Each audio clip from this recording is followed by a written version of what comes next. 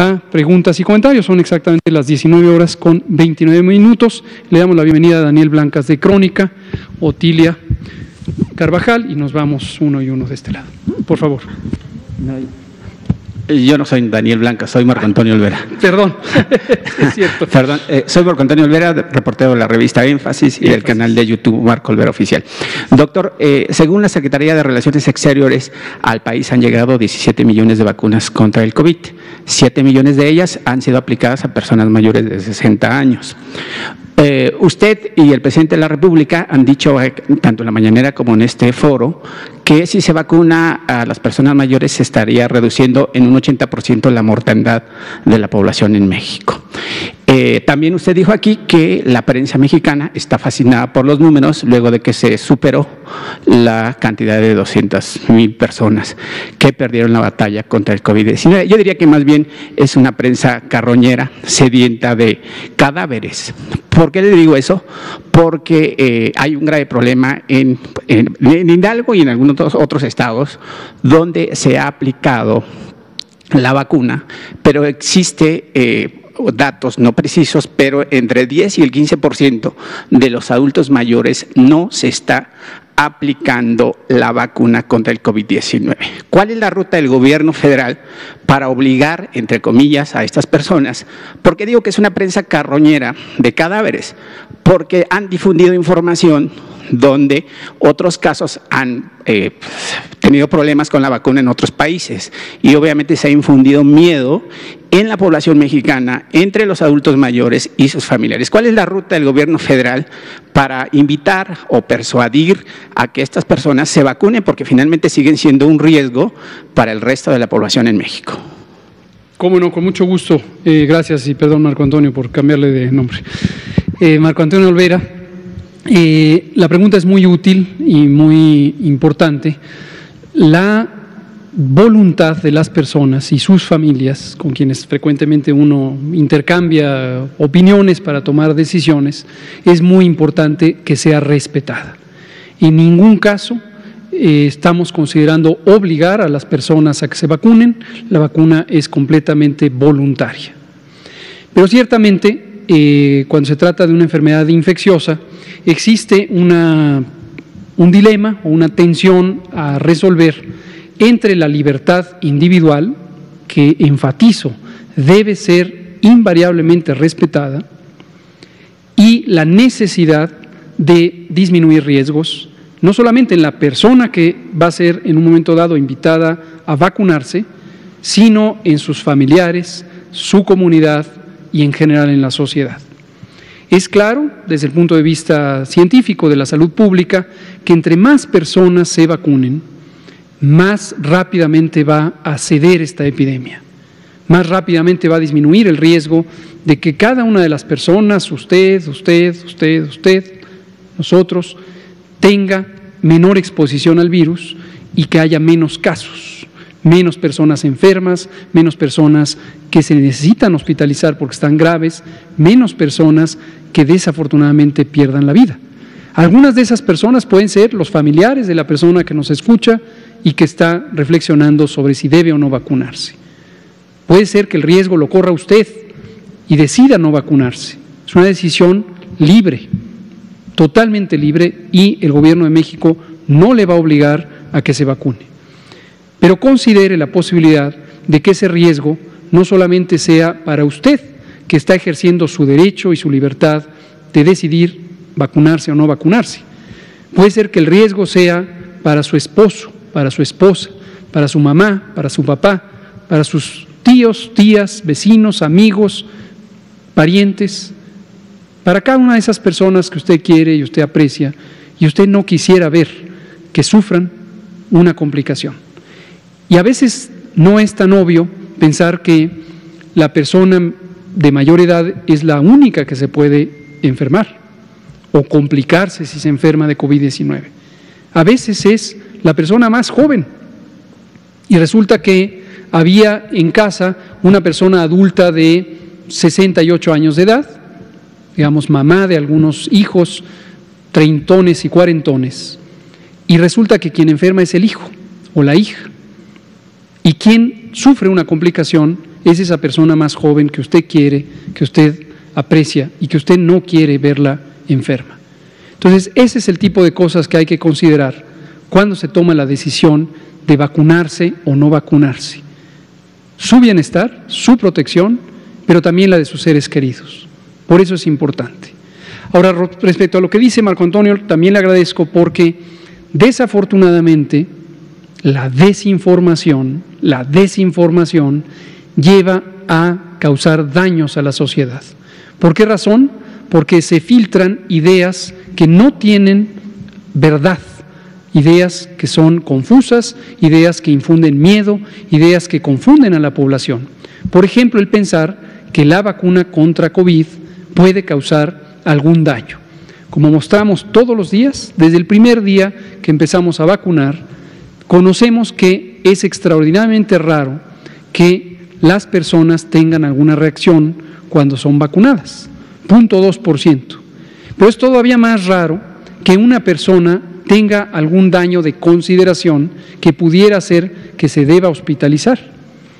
Y es absolutamente infrecuente, de hecho no ha ocurrido, que una persona pudiera quedar con algún daño o peor aún, que pudiera perder la vida por la vacuna. Son vacunas, todas las vacunas que se utilizan en México contra COVID-19 son vacunas seguras y son vacunas eficaces. Esto quiere decir, le protegen, le disminuyen el riesgo de tener COVID o de tener complicaciones de COVID o de morir por COVID. Entonces, efectivamente, esta desinformación que a veces se propaga espontáneamente entre la sociedad, a veces son rumores, chismes, a veces son efectivamente y lamentablemente elementos que salen en la prensa impresa o en el radio y la televisión.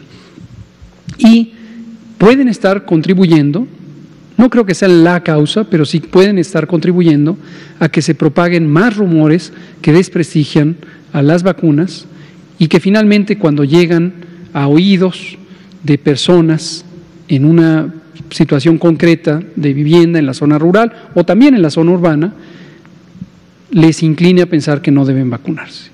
Entonces, eso, por lo tanto, se convierte en un daño a la salud pública de aquellas personas que, al estar desinformadas, toman la decisión de no vacunarse, pero de toda la sociedad, posiblemente de quien escribe la nota o de la persona que es editora de un diario o de un canal de televisión o de radio que está dando cabida a ese tipo de desinformación.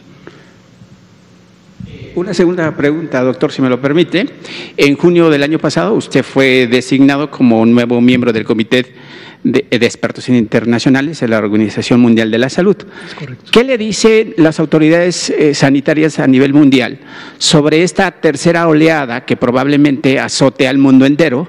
Ya Emmanuel Macron, el presidente francés, ha dictado un confinamiento estricto en su población, sobre todo en las principales ciudades de ese país galo. ¿Cuáles los consejos de los expertos a nivel mundial con esta tercera oleada, aunque usted ya dio un decálogo, y cuáles son las decisiones del gobierno federal encabezadas por Andrés Manuel López Obrador de cómo o cuánto o quiénes o cómo se va a adquirir el nuevo presupuesto para el año que entra para la vacuna?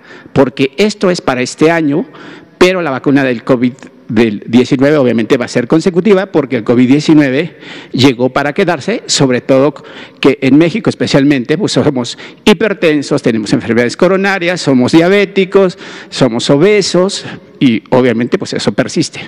¿Cómo no? Con mucho gusto. Sobre el primer elemento, que es el manejo de la epidemia en el mundo, decíamos ayer martes por la mañana en el Pulso de la Salud, mientras haya países en el mundo que tienen la epidemia activa, todos los países del mundo tenemos la posibilidad de que haya rebrotes, de que haya reemergencias. En un momento dado, los países podrían considerar que tienen un riesgo que solo depende de ellos mismos, pero no es el caso.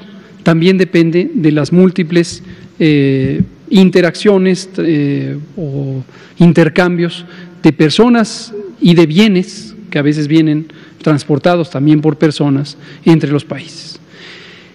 Esto es importante porque una reacción que hemos visto, el mundo lo ha testificado a lo largo de la epidemia de COVID-19, es la reacción de cerrar fronteras físicas, terrestres, marítimas, aéreas, cancelar vuelos, prohibir ingresos o incluso tan solo el exigir prueba documental de la ausencia del virus en las personas que ingresan a un país. Varios países han planteado esto en distintos momentos. Si recuerdan ustedes, esto no fue una decisión mundial que se tomara el día 1 de la epidemia o el día 40 de la epidemia, sino que los países las han puesto. Y algunos las han puesto y las han quitado. Lo cierto es que no existe ninguna evidencia científica clara de que los mecanismos de restricción de la movilidad son efectivos, logran el propósito de impedir que se transporte la enfermedad, el virus, los contagios de un país a otro. No lo fueron al inicio de la epidemia, recordarán que muchos países, sobre todo en la región europea, pusieron este tipo de restricciones y la evidencia está ahí directamente a la luz de todos y todas. Esos mismos países en su momento tuvieron grandes oleadas epidémicas, la primera, la segunda y ahora van muchos de ellos por la tercera ola. Tampoco es el caso de que eso impida la llegada de las variantes. Estas variantes que acaba de explicar el doctor Alaumía y que algunas son variantes de preocupación, aun cuando no se ha demostrado que sean ni más transmisibles ni más virulentas. Y algunos países han puesto restricciones de vuelos o de entradas en fronteras terrestres o marítimas a personas que provienen de países donde ya se han detectado estas variantes del virus. Esto ha ocurrido a lo largo de toda la epidemia y de todos modos esas variantes llegan a los territorios que ponen ese tipo de restricciones. Esto lo hemos comentado periódicamente para recordar que el Reglamento Sanitario Internacional, que es un reglamento patrocinado o impulsado por la Organización Mundial de la Salud, que es tutelado por la Organización Mundial de la Salud, y que para todos los Estados miembros de la organización es vinculante, es decir, estamos obligados a cumplirlo. México, por supuesto, se adhirió a este reglamento desde su inicio. Establece desde hace varios años, desde el 2005, cuando salió la versión vigente, que no se deben establecer medidas de control de la movilidad de las personas o de los bienes que no sean proporcionales al riesgo y a su capacidad de hacer un beneficio, porque pueden tener consecuencias muy adversas sobre las personas, el bienestar de las personas, incluso la seguridad de las personas y desde luego de las sociedades en su conjunto. Entonces, esto periódicamente lo vamos a recordar en la medida en que surja la preocupación de los cambios en la epidemia y entonces llegue la tentación de pensar, como se pensaba en la Edad Media, como se pensaba en la Edad Antigua, que este tipo de mecanismos pudieran ser útiles. No lo son y causan adversidad. Ahora, ¿qué sí se puede hacer? En algunos países se ha optado por modelos de restricción de la movilidad, ese es lo que se quiere lograr, la lógica es relativamente directa. Si es una enfermedad que se transmite por vía respiratoria, la manera en que nos contagiamos es cuando estamos cerca una persona infectante y una persona que se puede infectar, que de entrada son todas las personas a quienes no les ha dado la enfermedad o no han sido vacunadas. Hasta ahora se sabe que quienes ya tuvimos COVID tenemos, al menos durante algunos meses, y ojalá sea de larga duración, una protección por la respuesta inmune que se genera a la enfermedad. No se sabe hasta ahorita, el seguimiento más largo es de 8 meses, el seguimiento documentado, pero sigue la investigación en el seguimiento tanto de las personas vacunadas como de las personas que hemos enfermado. Desde luego no se hace el seguimiento a todas y cada una para seguir investigando si dura más de 8 meses y periódicamente se irá sabiendo. Pero regresando a la respuesta de los países, entonces el mecanismo de control es lograr que las personas estén en menor número unas con otras y en menor cercanía física. Las medidas han sido diversas, pero hablemos de dos posibilidades generales.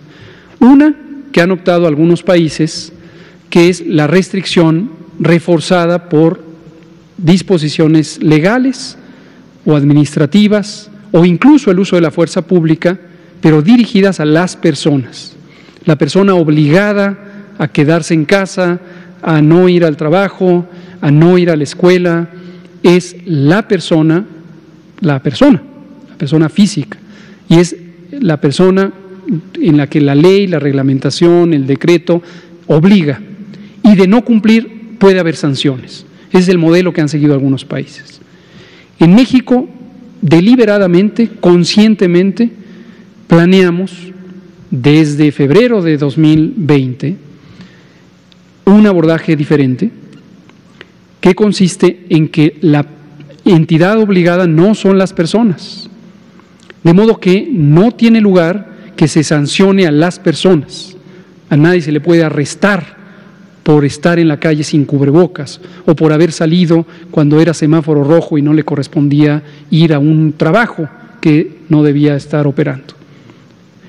La entidad obligada a cumplir las disposiciones sanitarias que fueron tempranamente establecidas son las actividades, los trabajos en su momento. Ahorita esto ya no está restringido porque nadie está en semáforo rojo, ninguna entidad federativa, pero son los establecimientos de trabajo o los bares o en su momento otras actividades. Los espacios públicos, la entidad obligada a cerrar una playa, por ejemplo, cuando en su momento eso fue apropiado porque se estaba en semáforo rojo, es una autoridad administrativa municipal, entonces, o un parque. Entonces, ese es el sujeto obligado, como se dice en términos legales. ¿Por qué razón hicimos esto? Quizá a estas alturas hay personas y medios que ya lo olvidaron, porque vivimos en un país con enormes desigualdades sociales. Y en un país con enormes desigualdades sociales, tenemos la realidad triste, dolorosa, vergonzosa, de que la mitad de la población de México vive por debajo de la línea de pobreza. Por lo tanto, vive al día. Por lo tanto, si no sale a ejercer su trabajo, que a lo mejor es vender un producto o dar un servicio, un albañil, la señora de los elotes, el mecánico, si no sale, va a tener graves consecuencias para su bienestar y el de su familia. Entonces, no podemos tener un abordaje de sanción restrictivo dirigido a las personas en un país con esta realidad social. Como nuestro abordaje es social, por eso lo hicimos así. Sobre las vacunas, el presupuesto,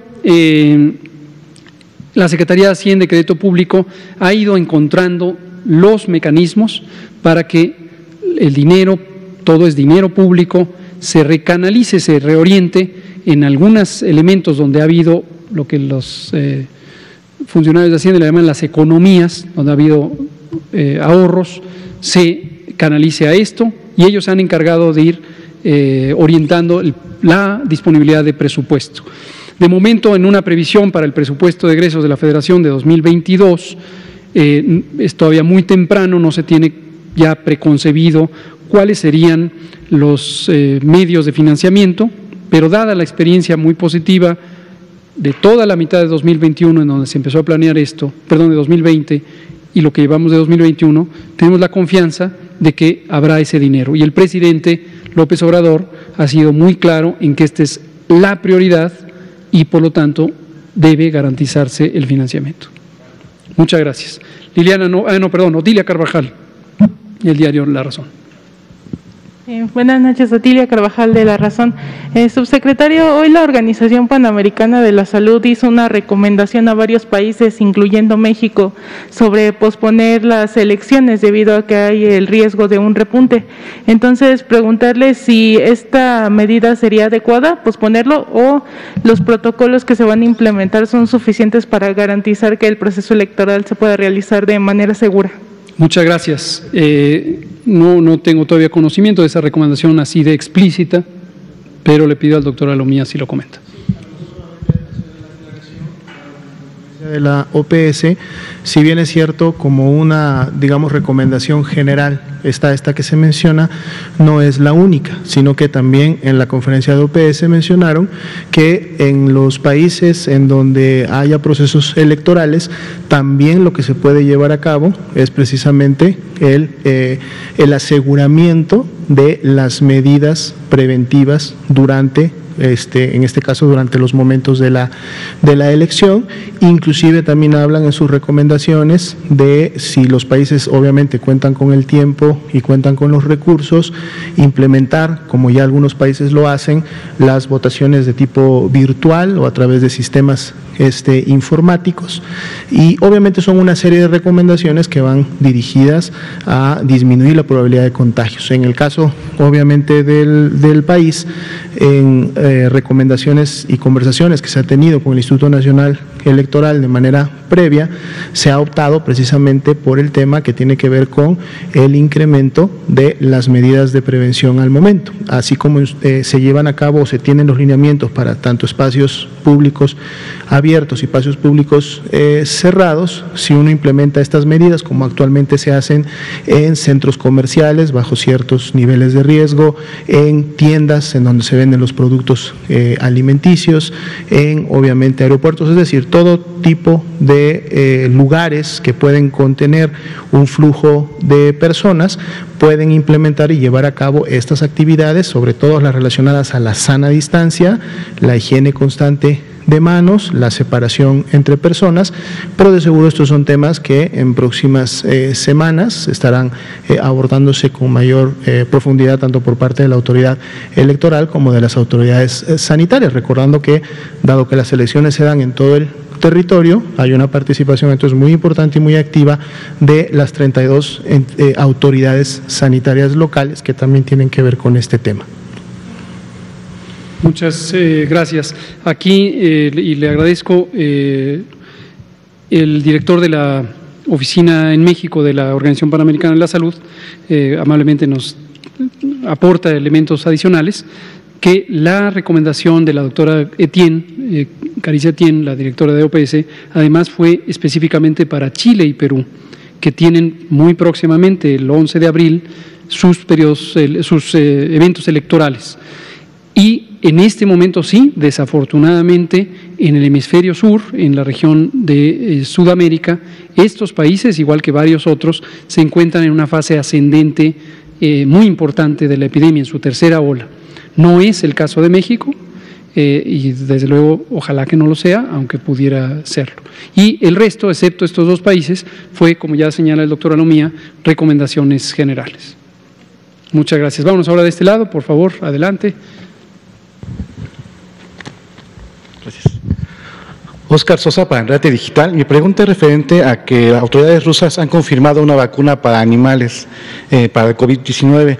El gobierno federal está analizando traer esa vacuna a México para poder distribuirla también. No de momento. Vimos la noticia, todavía no vemos que se haya publicado el artículo científico correspondiente. Recordad que en general, para los distintos eventos que se van conociendo en los medios, tenemos siempre la cautela de conocer la información científica o técnica de primera mano. Ya nos ha pasado con múltiples olas informativas de las variantes, de las reacciones secundarias, etcétera, que resultan no tener una base científica. Vimos la noticia con interés.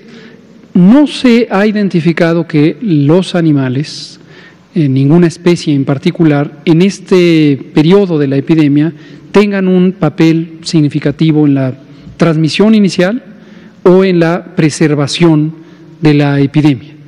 Tampoco en que sufran los propios animales. Ha habido noticias esporádicas de algunos animales domésticos que murieron y que se piensa que pudieron estar relacionadas con el virus, o que sencillamente se aisló el virus en esas personas. Incluso aquí en México se ha documentado por parte de nuestras compañeras y compañeros de la Secretaría de Agricultura.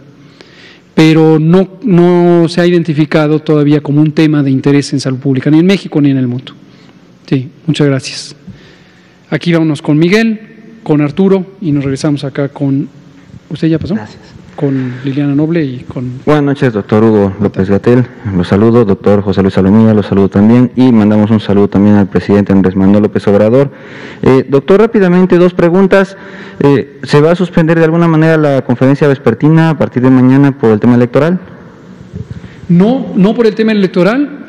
No tiene por qué suspenderse, esta es una conferencia de carácter técnico, aquí hablamos de la situación de la epidemia, estamos en una situación de una contingencia nacional y de un programa nacional de vacunación contra COVID-19 y la población tiene derecho a ser informada. No hay ninguna restricción legal para comunicar temas de salud y estamos obligados a hacerlo, entonces continuará.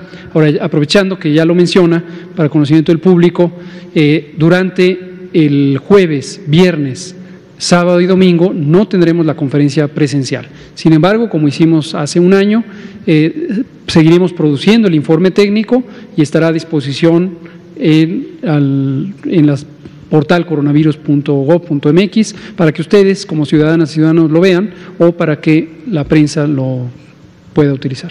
Gracias, doctor. Y la segunda pregunta, respecto, por ejemplo, a las personas que están hospitalizadas, ¿les podrían aplicar la vacuna? ¿Cómo se aplicaría la vacuna en personas hospitalizadas? Qué bueno que lo menciona, porque le voy a dar un ejemplo específico. La respuesta genérica es sí, es posible. El programa de vacunación considera unidades móviles que se desplazan hacia donde están las personas. Las personas que están hospitalizadas por distintas enfermedades, en general, tienen una contraindicación médica de ser vacunadas, porque tienen una condición de salud que les pone en una alteración de su funcionamiento general, de su fisiología, y no deben ser vacunadas. Así estuvieran en la casa con la misma enfermedad o la misma recuperación de una cirugía, por ejemplo, tampoco en su casa deberían ser vacunadas. Por lo tanto, no se requieren unidades para vacunar en cada hospital. Ahora, el ejemplo que le voy a dar es personas con enfermedad mental que están en ciertas unidades de atención psiquiátrica. Todavía tenemos en México hospitales psiquiátricos. Cuando enfatizo el todavía es porque estamos saliendo ya de ese modelo tan anacrónico, tan contrario a los derechos humanos de los internamientos psiquiátricos exclusivos. Y acaba de promulgarse una ley sobre salud mental y estamos trabajando ya por cambiar en ese modelo. Pero todavía están funcionando los hospitales psiquiátricos. Entonces, justamente tenemos a 65 personas adultas mayores en uno de nuestros hospitales psiquiátricos federales que son elegibles para la vacuna, no tienen ninguna otra situación de salud que impida que se vacunen y queremos que estén protegidas y protegidos. Entonces ya está programada una unidad operativa de Correcaminos para ir al hospital y vacunarles en el hospital. Gracias, doctor. Muchas gracias, Miguel. Arturo Contreras, pie de página. Nos quedan 3 minutos, son las 19:57. Gracias, buenas noches, Arturo Contreras de pie de página. Un poco sobre el informe que presentaban ahora de las variantes, creo que no se incluye la que nos mencionaba el doctor Ernesto la última vez que vino, en la que mencionaba que en México se había estado transmitiendo una variante especial que se había detectado solo acá. Entonces, saber si han detectado que la transmisión de esta variante se ha multiplicado, saber si ya detectaron que esta tenga algún tipo de afectación importante en la población, o bueno, nada más eso. Gracias, Arturo. Adelante, doctor.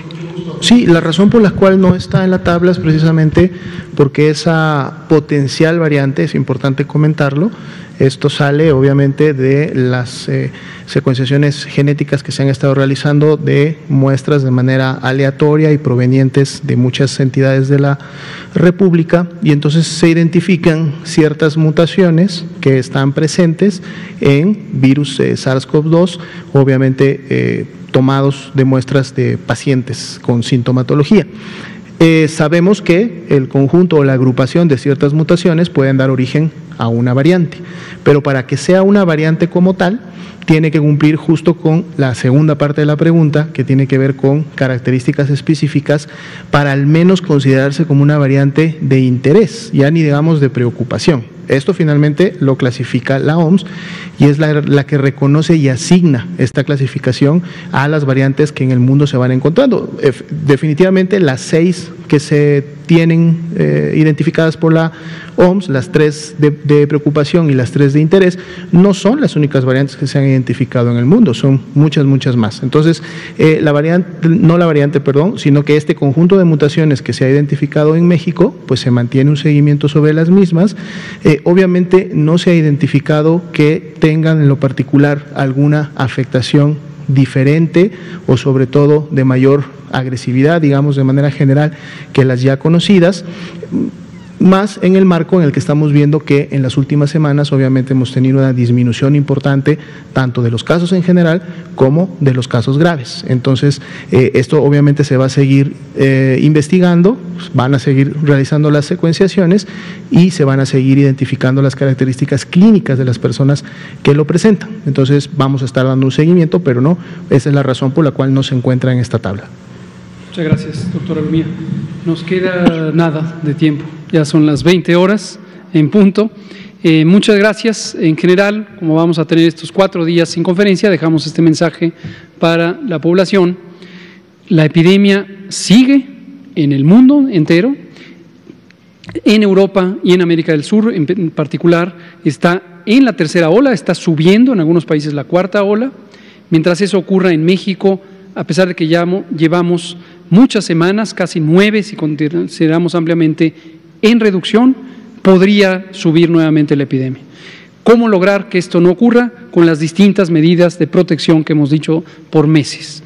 Sana distancia, usar el cubrebocas, lavarse la mano continuamente, no concurrir en espacios con otras personas, en espacios públicos, y continúa la vacunación.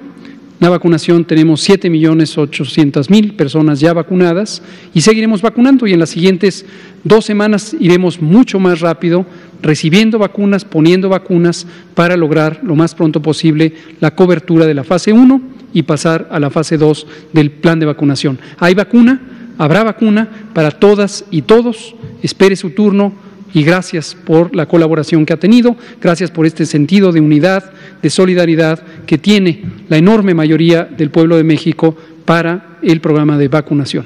Muchas gracias.